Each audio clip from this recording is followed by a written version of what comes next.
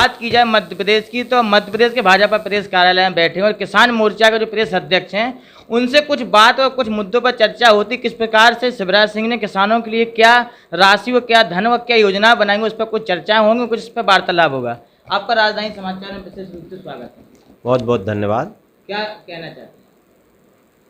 आज देश के अंदर मध्य प्रदेश के खेती और कृषि के मामले में अग्रणी प्रदेश है। पहले यह बीमारू राज्य कहलाता था जब कांग्रेस का जमाना था, तो किसान बदतर हालत में था, लेकिन आज उस बदतर हालत को बेहतर बनाने में माननीय शिवराज सिंह जी के नेतृत्व में मध्य प्रदेश ने लगातार 4 कृषि करुणा अवार्ड पाए और उसके बाद लगातार 2 और पाकर 6 कुल कृषि अवार्ड पाकर और देश में अग्रणी राज्य बना है। जो जीडीपी की हिस्सेदारी पहले कम हुआ करती थी, आज मैं तो यहाँ के जितने भी अध्ययनशील छात्र हैं उनसे निवेदन करना चाहता हूँ, वो मध्य प्रदेश की खेती के बारे में अध्ययन जरूर करें। 18% से लेकर 22.5% की जीडीपी की हिस्सेदारी खेती में यदि कहीं पर, पूरे भारत नहीं पूरे विश्व में कहीं पर है तो केवल मध्य प्रदेश में है। उसके साथ साथ आज मध्य प्रदेश गेहूं के उत्पादन में पंजाब को भी पार कर नंबर 1 का उत्पादक बन गया है। दूध के क्षेत्र में हम नंबर 1 के उत्पादक हैं। दलहन और तिलहन के मामले में भी हम नंबर 1 पर चल रहे हैं। और मध्य प्रदेश में दिन प्रतिदिन, जैसे इस बार अभी तात्कालिक निर्णय जब हम देखें तो हमारे माटी पुत्र कृषि मंत्री आदरणीय कमल पटेल जी के आह्वान और निवेदन पर, किसान मोर्चा के निवेदन पर माननीय मुख्यमंत्री जी ने, देश के कृषि मंत्री आदरणीय नरेंद्र सिंह जी तोमर ने और आदरणीय मोदी जी ने जो निर्णय लिया है गर्मी के समय मूंग, ग्रीष्मकालीन मूंग खरीदी का, इससे किसानों में बहुत उत्साह है। आज हम देखते हैं कि कितने प्रकार के परिवर्तन। एक जमाना था कांग्रेस की तो केवल एक मुद्दा, किसान दिल्ली में काफी दिनों से हड़ताल में बैठे, सरकार से वार्तालाप हो रहा है, उसके बावजूद भी क्यों नहीं बात समस्या का समाधान हो पा रहा है, इस पर क्या कहना चाहते हैं? देखिए, मैं लंबे समय किसानों के क्षेत्र में काम कर रहा हूँ, विभिन्न संगठनों के माध्यम से काम किया है। किसान संगठनों से भी मेरा निवेदन है कि वो किसी भी प्रकार के भ्रम में पड़ने की जरूरत नहीं है। आज का भारत ये 2021 का भारत है, ये 1947 का भारत नहीं।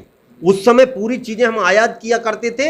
आज भारत के पास इतनी उत्पादन क्षमता आ गई, मेरे किसान ने, मेरे मजदूर ने इतनी मेहनत करी है कि उसकी क्षमता बढ़ गई है और अब हम निर्यात करने की स्थिति में आ गए। तो नीतियों में भी बदलाहट जरूरी है और ये जो भी कर रहे हैं जिससे अकलाहट उनके अंदर ज़्यादा है, जहां उनका बिचौलियापन समाप्त हो रहा है। ये जो दुष्प्रचार किया जा रहा है कि मंडियां बंद होंगी, मंडियां किसी प्रकार की बंद नहीं होगी। एमएसपी के बारे में जो दुष्प्रचार किया है, हमारे माननीय मोदी जी कह चुके हैं, हमारे माननीय कृषि मंत्री जी कह चुके हैं, देश की संसद में बोल चुके हैं, एमएसपी ना तो खत्म हुई थी, ना खत्म हुई है और ना खत्म होगी। एमएसपी थी और रहेगी, लेकिन उसके बावजूद भी लोगों ने भ्रम फैलाकर, और जिसका उदाहरण हमने 26 जनवरी को देखा कि किस तरह से एक राष्ट्रवादी ताकतों ने भी कुछ उसमें दखल करने की कोशिश की। उसकी मैं किसान मोर्चा का अध्यक्ष होने के नाते और घोर न केवल निंदा करता हूं बल्कि किसानों से भी आग्रह करता हूं। और इतनी संवेदनशील सरकार, आज तक इतने सारे आंदोलन हुए पूरे देश के इतिहास में, स्वतंत्रता के इतिहास में उठा के देख लो, कोई भी संगठन ने या किसी भी सरकार ने किसी भी संगठन से लगातार वार्ता का दौर, 11 बार प्रत्यक्ष टेबल टॉक, 18 बार टोटल वार्ताएं हमारी हो गई हैं और बहुत जल्दी उसमें भी निराकरण होगा, हमको विश्वास है। क्योंकि ये जो कानून जिस प्रकार के लाए गए हैं, इससे चाहे वो वस्तु विनिमय वाला बात आई हो पुराने जमाने में जो चलती थी, और आवश्यक वस्तु अधिनियम अब जो लागू हुआ है, उस आवश्यक वस्तु अधिनियम से भी किसान को फायदा होगा। और जहां तक इन्होंने कॉन्ट्रैक्ट फार्मिंग की जो बात, जिस शब्द के जंजाल में लोग ना फंसे, कॉन्ट्रैक्ट फार्मिंग फसल की कॉन्ट्रैक्ट फार्मिंग है।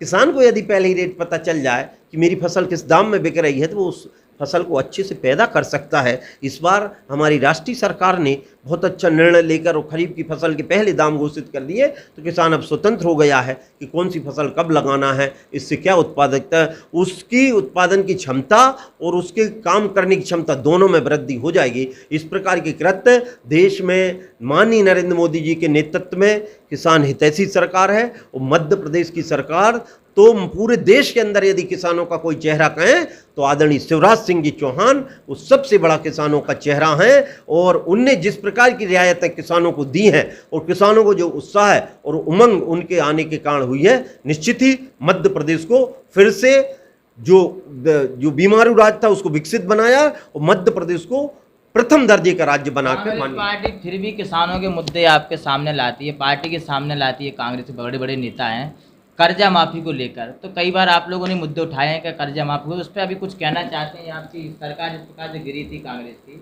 देखिए, कांग्रेस की तो बातों का अब इसलिए अर्थ नहीं लगाया जा सकता कि उसके पास कोई तंत्र ना पहले था ना उसकी नीतियां थी। हमारी जितनी भी नीतियां थी, 0% ब्याज की बात हम करते हैं। 0% पर ब्याज को करने का काम यदि किसी ने किया है तो माननीय शिवराज सिंह जी की सरकार ने किया है। इनने 2 लाख रुपए कर्जे की माफी की बात कही, उसमें से उनने उस पर कारगर नहीं हुए और जनता ने इसका परिणाम उनको चुनाव में दे दिया है। और कांग्रेस ने हमेशा बरगल आने का काम किया है। हमने किसान को मजबूत करने का काम किया है। नीचे से किसान कैसे मजबूत होता है उसके लिए हमने पहली बार देश के अंदर हमारी राष्ट्रीय सरकार ने किसान सम्मान निधि के नाम से और 6,000 रुपये, और हमारी मध्य प्रदेश की माननीय शिवराज सिंह जी की सरकार ने 4,000 रुपये किसान कल्याण निधि के नाम से पहली बार किसान की स्थायी आय हो, पहली बार किसान को अपने घर पर अधिकार मिले, ये सब स्वामित्व योजना लेकर आए हैं। और ऐसी दूरगामी योजनाएं जिससे किसान अपने आप को गौरव महसूस कर सके, गौरव का भान कर सके, इन सब नीतियों को लेकर हमारी मध्य प्रदेश की सरकार दिन प्रतिदिन बढ़ रही है। और कांग्रेस के बारे में तो केवल तुलसीदास जी की मुझे एक चौपाई याद आती है कि बांझ का जाने प्रसव की पीड़ा, बांझ कभी प्रसव की पीड़ा को समझ नहीं सकता है, जे के पैर न पड़ी बिमाई वो का जाने पीर पर आई। इन्होंने किसान के खेत नहीं देखे। ये तो हमारी भारतीय जनता पार्टी के है जो एक छोटे से किसान को मध्य प्रदेश की 4-4 बार जिम्मेदारी देती है और एक चाय वाले को देश की जिम्मेदारी देती है। ये केवल भारतीय जनता पार्टी। बहुत बहुत धन्यवाद आपका राजधानी समाचार में जुड़ने के लिए।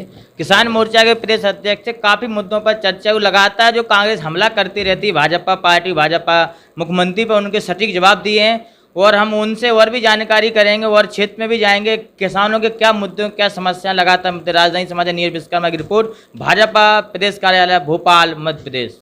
Subscribe now and press the bell icon. Never miss an update.